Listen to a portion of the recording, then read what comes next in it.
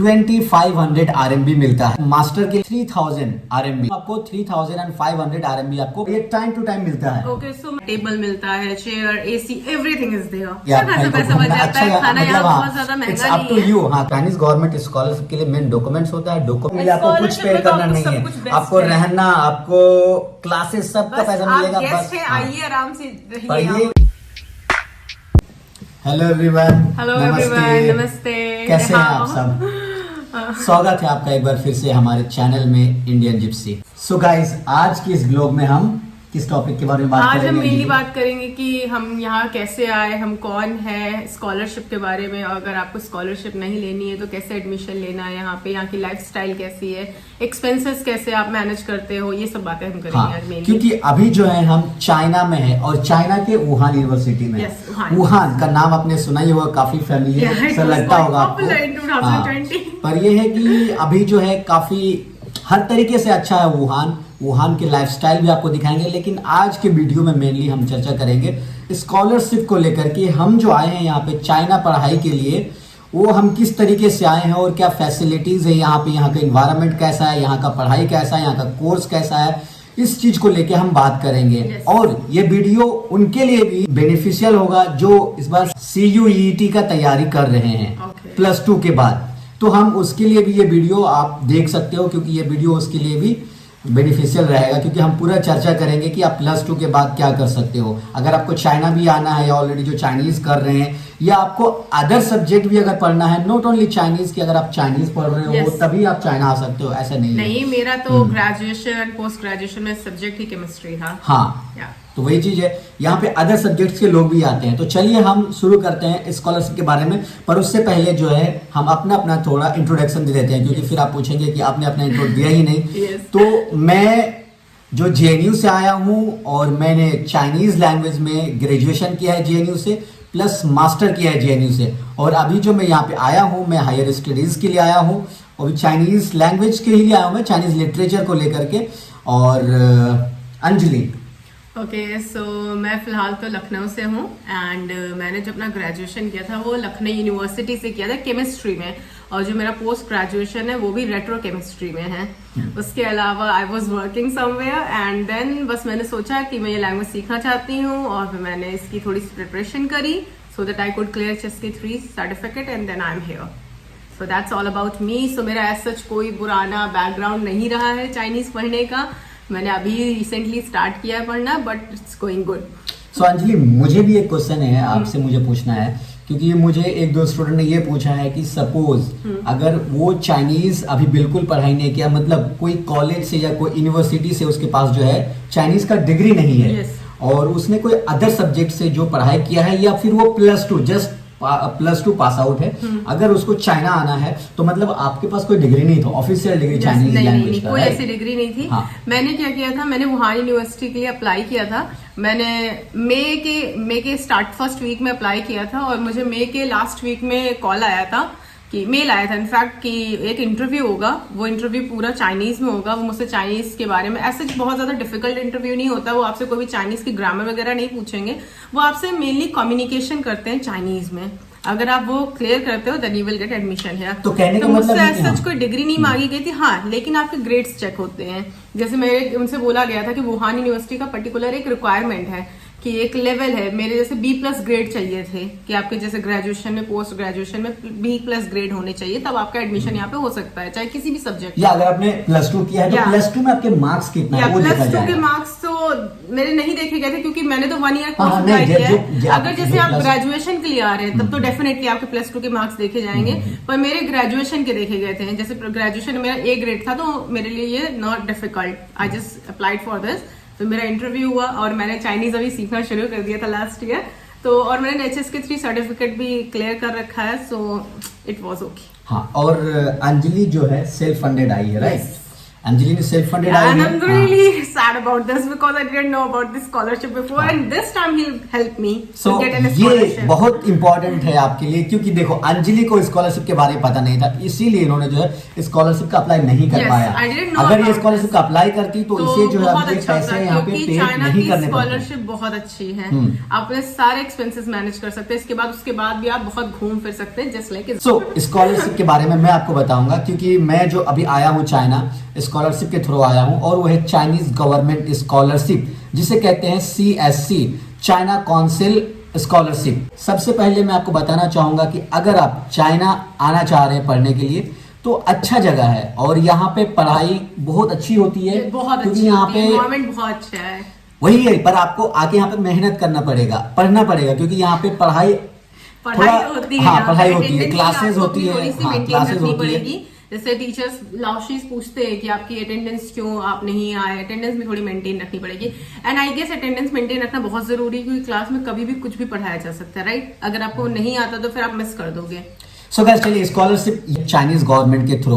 तो सबसे पहले मैं आपको बताऊं कि अगर आपने +2 किया है, अगर आप ग्रेजुएशन के लिए आना चाह रहे हैं, अगर यहाँ पे ग्रेजुएशन या 1 ईयर कोर्स, इसका जो स्कॉलरशिप है आपको 2500 RMB मिलता है, जो चाइनीज करेंसी है, RMB yuan जिसे कहते हैं। वो अगर आप 1 ईयर के लिए आते हैं चाइनीज पढ़ने के लिए, आप ग्रेजुएशन के लिए आते हैं फुल टाइम के लिए, तो आपको 2500 RMB पर महीना मिलता है। इसके अलावा अगर आप मास्टर के लिए आते हैं तो आपको 3000 RMB मिलता है, और अगर आप PhD के लिए आते हैं, आप हायर स्टडीज के लिए आते हो, आपको 3500 RMB आपको पर मंथ मिलता है, और ये टाइम टू टाइम मिलता है। ओके, सो मतलब जैसे आपको ये मंथली मिल रहा है, इसके अलावा लेकिन आपकी ट्यूशन फीस और अकोमोडेशन ऑलरेडी पेड होता है यूनिवर्सिटी की तरफ से, राइट? ये आपको हाँ, अपने मंथली एक्सपेंसेस के लिए हाँ, देना है। ये बस जो है, ये पैसा जो हमें मिल रहा है, ये बस अपने खुद के एक्सपेंसेस हैं, खाने का और आपको घूमने का। कहने का मतलब है कि आपको क्लास जाना है, कुछ कपड़े लेना, तो ये आपका जो खुद का जो एक्सपेंसेस है उसके लिए मिलता है आपको ये पैसा। बाकी आपका हॉस्टल ये है, देख सकते हैं, ये अंजलि का रूम है वैसे बाय द वे, आप देख सकते हो कि काफी अच्छा रूम है, और हॉस्टल काफी बढ़िया है। यहाँ का जो हॉस्टल है काफी क्लीन होता है, बहुत ज्यादा क्लीन होता है, आपका सिंगल रूम होता है। वैसे तो मास्टर्स के लिए आप शेयरिंग भी ले सकते हाँ, हैं, मास्टर के लिए बट शेयरिंग शेयरिंग में होता है। भी आपको फुल प्राइवेसी मिलती है। कैसा होता है कि एक अपार्टमेंट होता है, आपने मेन डोर खोला, उसके बाद थोड़ा सा लिविंग रूम हो गया, देन 3 अलग अलग रूम होते हैं, कि आपको प्राइवेसी भी मिलती है और उसके साथ ही साथ आपको फ्रेंड्स के साथ टाइम स्पेंड करने का मौका भी मिलता है। बट मेरा क्या है, मेरा 1 ईयर कोर्स है, तो हमें इस वाली बिल्डिंग में रूम मिला है। इसमें क्या है कि सिंगल रूम है, सो हम एक अकेले यहाँ पे रहते हैं, बट ये रूम बहुत अच्छा है, बैल्कनी होती है, अगर आपको देखा जाए तो बेड मिलता है, टेबल मिलता है, chair, AC, everything is there. It is really convenient here. So कहने का मतलब है कि आपको आपका रूम रेंट, आपका क्लासेस, जो आपका जो फी होता है, सेमेस्टर फी, मेडिकल फी, एवरीथिंग आपको कुछ देना नहीं पड़ेगा।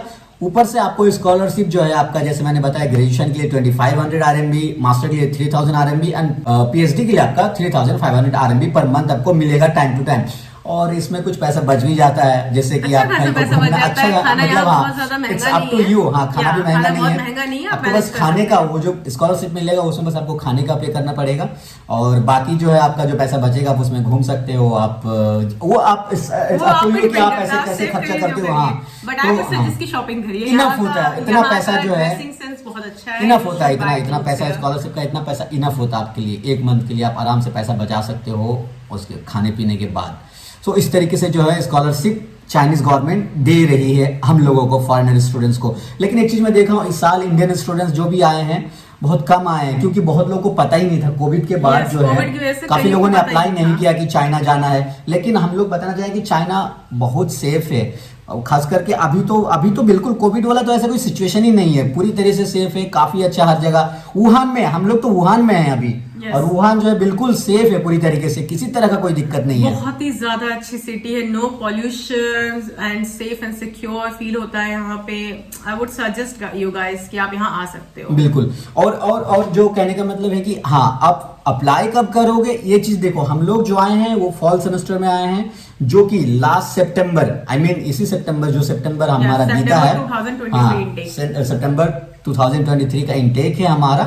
और हम लोग जो है अप्लाई कब किए थे स्कॉलरशिप के लिए, अप्लाई जो है जैन में किया था, जैन में फॉर्म आ जाता है। और क्योंकि चाइनीज गवर्नमेंट की तरफ से जो है आप CSC एक वेबसाइट है, वहां पे जाकर आप चेक कर सकते हो। अदरवाइज आप यूट्यूब कमेंट पे भी पूछ सकते हो मेरे से, मेरा इंस्टाग्राम ID भी दिया रहेगा, आप वहां पे जाके मुझे फॉलो करके और भी आपका जो भी क्वायरीज है आप पूछ सकते हैं मुझे डायरेक्टली। तो गाइज आप जो है स्कॉलरशिप अगर अप्लाई करना चाहते हो तो आप जैन में आ जाएगा, आपको अपडेट रहना पड़ेगा, आप स्कॉलरशिप अप्लाई कर सकते हो। और एक स्प्रिंग सेमेस्टर भी होता है जो कि मार्च में स्टार्ट होता है, मार्च में इनटेक होता है, तो आप उसके लिए भी अप्लाई कर सकते हो। उसकी स्कॉलरशिप स्टार्ट हो गए होंगे। हाँ, उसका स्कॉलरशिप आप सितंबर में, तो जनवरी, फरवरी, मार्च, अप्रैल, मई, जून, जुलाई, कहने का मतलब है कि फॉर्म अभी आ गया होगा। आप एक बार चेक कर सकते हो। हाँ, आ जाता है जो स्प्रिंग सेमेस्टर के लिए है।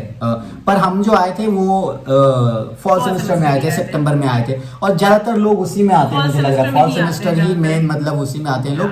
तो आप जो जनवरी में जो है अप्लाई कर सकते हो, जनवरी के बाद से फॉर्म आना स्टार्ट हो जाता है। ये CSC का है। बाकी अगर आप बोलोगे HSK, अगर आप चाइनीज के लाना चाह रहे हो तो HSK मैं आपको बता दूं कि कोविड के बाद से इंडिया में HSK का एग्जाम नहीं हुआ, इसलिए मेरे पास भी HSK नहीं था उस टाइम जब मैंने अप्लाई किया था, तो विदाउट HSK काम चल गया है।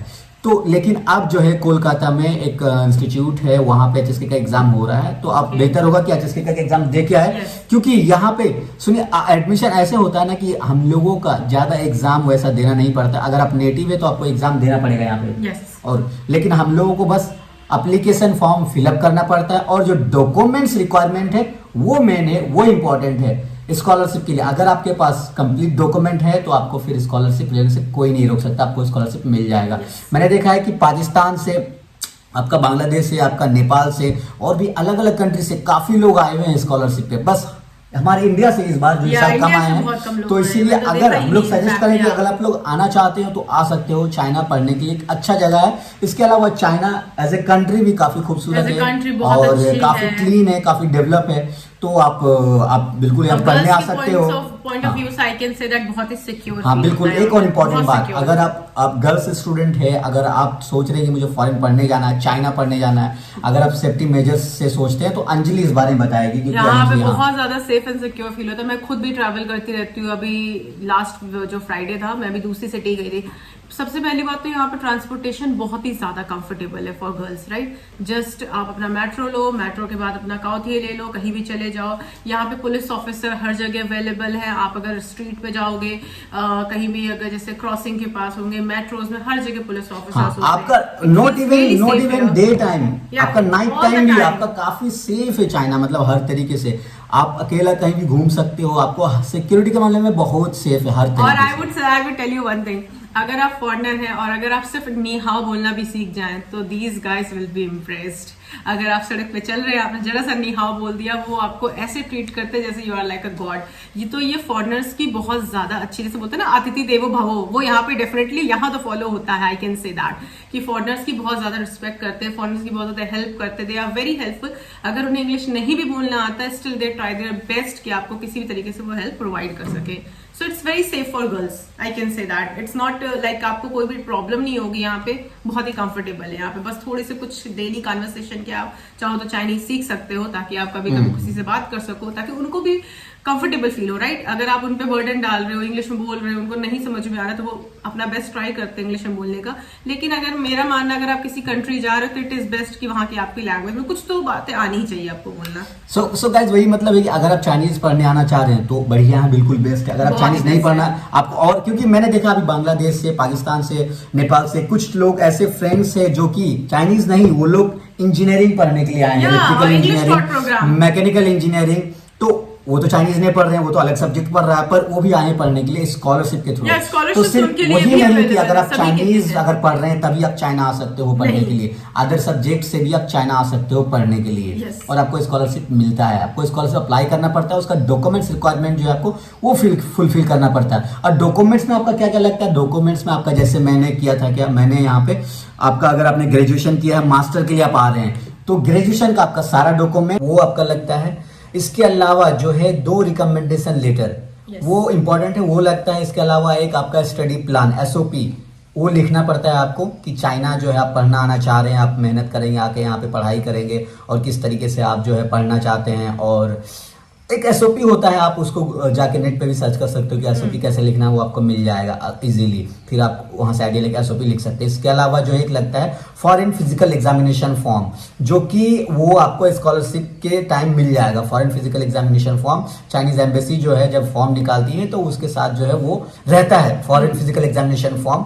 वो आप फिल कर देना, वो लगता है। इसके अलावा एक लगता है पुलिस क्लियरेंस सर्टिफिकेट, ये लगता है, और ये आपका तो आपको इजीली मिल जाएगा। ये आपका ऑनलाइन अप्लाई होता है, अलग अलग डिस्ट्रिक्ट्स का जो भी है, तो आप वहाँ पे ऑनलाइन, वहाँ की जो पुलिस स्टेशन है वहाँ पे आपको जाने की जरूरत नहीं है, आप ऑनलाइन अप्लाई कर दीजिए और वो जो है आपका बन के आ जाता है 20 दिन में। तो जब स्कॉलरशिप आएगा तो ऐसा मान के चलिएगा, अगर जनवरी में स्कॉलरशिप आता है तो आप जो है उसका आप 15-20 दिन पहले जो है अप्लाई करके रख दीजिए, ताकि स्कॉलरशिप के टाइम जो है आप वो रिसीव कर ले, और वो आप फिर इजीली जो है आप अप्लीकेशन के टाइम जो है उसे आप फिलअप कर सकते हो।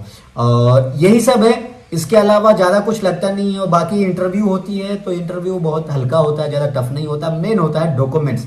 चाइनीज गवर्नमेंट स्कॉलरशिप के लिए मेन डॉक्यूमेंट्स होता है। डॉक्यूमेंट्स रिक्वायरमेंट आपने फुलफिल कर दिया तो आपका इजीली फिर आपको मिल जाएगा। सो ऐसा है। और कुछ बताना है? बाकी कुछ नहीं, मेरा तो सेल्फ फंडेड है, as I have told you कि मैंने इसके लिए पहले फॉर्म फिल किया था, फिर मैंने इंटरव्यू दिया। और अगर आपका सेल्फ फंडेड है तो भी आपके डॉक्यूमेंट्स ऐसे ही लगते हैं। आपकी जो भी आपकी लास्ट डिग्री होती है उसके फोटोकॉपीज हो गए और उसके ओरिजिनल आपको लेके आना होता है। ऐसे जो पासपोर्ट तो आप ऑब्वियसली पासपोर्ट तो लगेगा ही। आप सबसे पहला चीज की पासपोर्ट, उसके अलावा ये सारे पासपोर्ट के बिना आप कहीं नहीं जा सकते, ये बात तो सच है। उसके अलावा मुझसे और कोई डॉक्यूमेंट्स नहीं लिए गए थे। बाकी आपको जब आपका एडमिशन हो जाता है तो आपको कुरियर रिसीव होता है इनकी तरफ से। जैसे इनका तो स्कॉलरशिप प्रोग्राम है तो आई गेस आपको JW201 फॉर्म मिला होगा, मुझे JW202 फॉर्म मिला था। बस आपको वीजा लेना, visa which is very easy है। आपको बस जाना है, अपना एडमिशन लेटर लेके जाना है, JW202 फॉर्म लेके जाना है, अपना पासपोर्ट लेके जाना है, आपसे फीस लेके जाना है। और एप्लीकेशन अब जब आप स्कॉलरशिप के लिए अप्लाई करोगे तो उस पर भी ज्यादा कोई दिक्कत नहीं, वो है ऑनलाइन ही आपको अप्लाई करना पड़ता है, आपको कहीं जाने की जरूरत नहीं है, ऑनलाइन सारा काम हो जाता है। बस सब कुछ ऑनलाइन होता है। बस आपको वीजा के टाइम पे जाना पड़ेगा सेंटर, क्यों? क्योंकि आपको बायोमेट्रिक्स देने होते हैं अपने। सो ऐसा कुछ है। सो कहने का मतलब फीस बहुत ज्यादा नहीं है, इट इज नॉर्मल, इतना हर यूनिवर्सिटी में होता है। मैंने तो खुद ही पे किया है। अभी जैसे मैं जब आई थी तो मैंने अपनी ट्यूशन फीस दी थी, वो आप पे डिपेंड करती है, आप चाहो तो सेमेस्टर वाइज दे सकते हो या 1 ईयर दे सकते हो, क्योंकि मैंने तो 1 ईयर ही दे दी थी। बाकी रूम भी आपकी प्रेफरेंस है, राइट? अगर आपको अच्छा रूम चाहिए, कैसा चाहिए, जैसे मैंने तो बहुत अच्छा रूम ले रखा है, सिंगल रूम ले रखा है, ठीक है, तो उसके अकॉर्डिंग आपको फीस देनी है। बाकी और कोई expense that is for self funded. बाकी स्कॉलरशिप में तो आपको मिले, आपको कुछ पे करना नहीं है, आपको रहना, आपको क्लासेस सबका पैसा मिलेगा, बस आइए आराम से पढ़िए घूमिए, बस यही है। लेकिन आई गेस स्कॉलरशिप प्रोग्राम में एक ही होता है कि आपको अपने ग्रेड्स मेंटेन रखने पड़ते हैं। हाँ, पर इतना है कि आप तो कर ही लोगे यार, तो आप आए हो तो थोड़ा बहुत तो हाँ, थोड़ा पढ़ोगे तो आप हो ही जाएगा वो। सो दैट्स इट गाइज। और इसके अलावा मैं भी, अगर आपको लगा कि कहीं पे आपको कंफ्यूजन है इसके अलावा जो कि हमने अगर मेंशन नहीं किया आपके हिसाब से, तो आपका जो भी क्वायरीज है, मैं भी होता है कभी कभी कंफ्यूजन, जो भी आपका क्वायरीज है आप यूट्यूब कमेंट पे हमें पूछिए या फिर इंस्टाग्राम आईडी जो दिया रहेगा वहां पे जाके पूछिए, आपको सारे सवाल का जवाब हम देंगे। सो आई होप कि आपको जो है वीडियो पसंद आई है। और हाँ, आपको नहीं कहेंगे आप चैनल को सब्सक्राइब करो, लेकिन हाँ, अगर क्योंकि अभी जब हम चाइना में हैं तो हम चाइना के लाइफस्टाइल के बारे में आपको पूरा दिखाएंगे। ओनली ऐसा नहीं कि सिर्फ स्टडी को लेकर के, कॉलेज को लेकर के, बाहर का लाइफस्टाइल भी, चाइना का बाहर किस तरीके से माहौल है, चाइना में घूमने का क्या क्या जगह है, यहाँ का विलेज लाइफ, यहाँ का सिटी लाइफ, यहाँ का कल्चर, यहाँ का ट्रेडिशन, एवरीथिंग, क्योंकि सब कुछ हम दिखाएंगे आपको। सो अगर आप हमसे जुड़े रहना चाहते हैं तो बिल्कुल आप हमारे चैनल को सब्सक्राइब कर सकते हैं, लाइक करिए। हाँ, और क्योंकि आपको आगे अपडेट मिलता रहेगा इसी चैनल के through. So that's it guys, मिलते हैं आपसे अगले ब्लॉग में। Bye bye. Bye bye guys, take care.